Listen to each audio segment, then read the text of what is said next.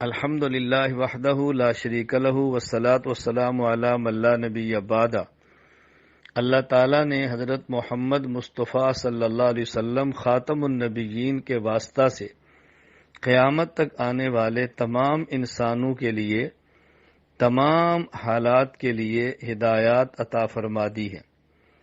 اس وقت corona virus جو ایک بین الاقوامی مرض اور وبا کے طور پر سامنے آئی ہے، اس کو ختم کرنے کے لیے کئی ایک ممالک میں مسلمانوں نے اجتماعی طور پر اذانیں دینا شروع کی ہیں۔ مصائب اور بیماریوں کو دور کرنے کے لیے اجتماعی اذانیں دینا حضور اکرم صلی اللہ علیہ وسلم سے، صحابہ کرام رضی اللہ عنہم اجمعین سے، مفسرین، محدثین، مجتہدین، فقہاء سے ثابت نہیں۔ لہذا وہ اعمال اختیار نہ کریں جو شریعت میں موجود نہیں اور شریعت سے ثابت نہیں۔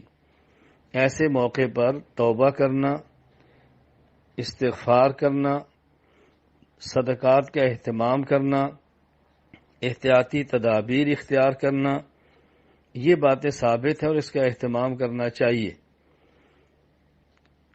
اس لیے میں دنیا بھر کے مسلمانوں سے گزارش کرتا ہوں، سنت کا اہتمام کریں، اتباع شریعت کا اہتمام کریں اور اپنی طرف سے ایسے اعمال نہ کریں جو دین میں اور شریعت میں ثابت نہیں ہیں۔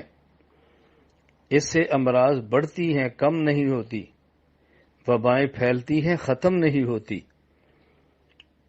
اللہ تعالیٰ مجھے اور آپ سب کو سنت کے مطابق اپنی زندگی گزارنے کی توفیق عطا فرمائے۔ اس بیماری میں جو حالت ایمان میں دنیا سے چلے گئے ہیں، اللہ تعالیٰ ان کی مغفرت فرمائے۔ جو بیماری کے اندر مبتلا ہیں، اللہ تعالیٰ ان کو صحت عطا فرمائے، اور جو اس بیماری سے محفوظ ہیں، اللہ تعالیٰ ان کو محفوظ ہی رکھے، بیماری ان کے قریب بھی نہ آئے۔ وآخر دعوانا ان الحمد للہ رب العالمین۔